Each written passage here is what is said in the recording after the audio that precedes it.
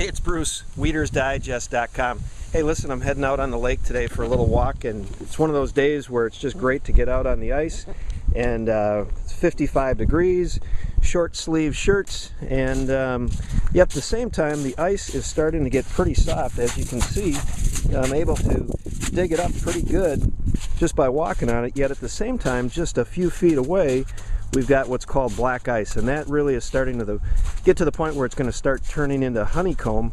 I'll explain that a little bit later, but it's actually starting to pull away from the shoreline a little bit. And so what we're going to do today is just kind of walk around the lake, give you an idea why we get so excited about spring in Minnesota.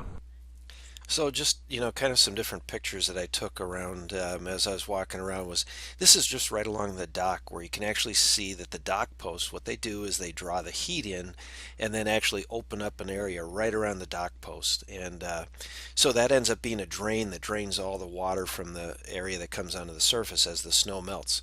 And, things like this, the skating rink, you can still see the complete outline exactly where the skating rink was. And it's probably time that I put the shovel away. I don't think we'll be shoveling the rink anytime soon. And just as you walk around the lake, you can just see all the different contours of different activity that's been on the lake. You can see the dark ice there, the light ice out there. And this actually shows where kind of along part of my shoreline I've got 750 feet of shoreline, and so that part of it is cattails, and really it's kind of the pond side of the lake, and then the other side is more the lake and swimming area. And one thing that in the city you find that there's a lot of, I guess it's nothing more than pollution that you'll find on the shorelines. So that was kind of an oily surface.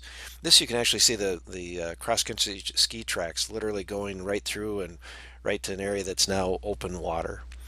And here you can see the ice is now starting to break up a little bit, and this is one of the causes, is just anything that makes a hole in the ice will now become a bigger and bigger hole and just create that. Here was my fountain that I'll be turning on in a couple of weeks. And this I found interesting, is that there's a bunch of what really is probably kind of an algae that's coming actually through the ice right along the shoreline. And so there is growth of different things on the bottom. This is actually a muskrat run where the muskrats have been coming in and out. A lot of wildlife starts to show up around this time of the year. We had some foxes the other day, actually a single fox. This is a big boulder that's off my shoreline, and the heat is drawn in by the sun, causes it to melt right over the surface of it.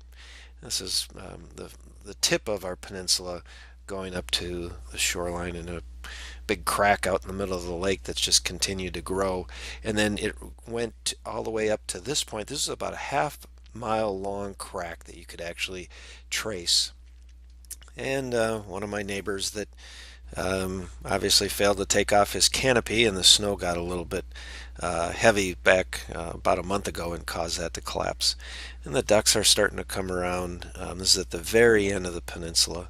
We had some real shallow water. Normally that would be covered, but this last year was quite shallow.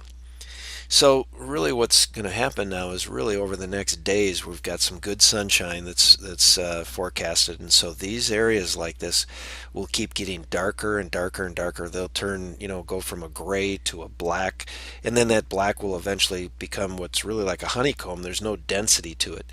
Right now out in the middle of the lake there is probably as much as I would say there's probably as much as 20 inches of ice still, and that's most of it is good solid ice, very heavy duty, thick, dense ice, probably could still support a car.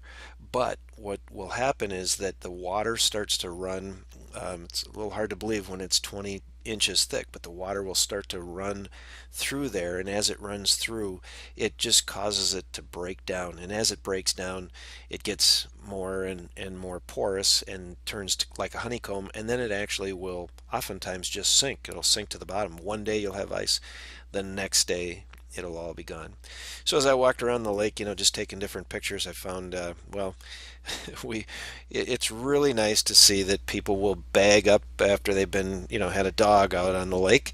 But I don't quite understand why somebody would take the time to poop scoop, clean up after their dog, and then leave it in a bag on the ice. But I'll tell you what, I had some other pictures, and where fishermen have been, they always leave, not always, but many of them are very irresponsible and leave a lot of trash out on the lake. But like I say, this one kind of tops them all. So, but this is the transition that you can start to see in the lower left-hand corner there. You can start to see sand.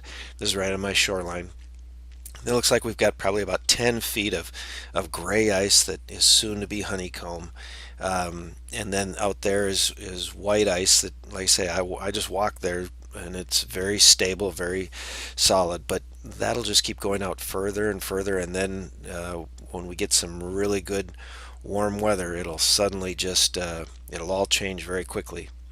In fact, this is the view from my home office, and you can actually see there's some cross-country ski trails around along there.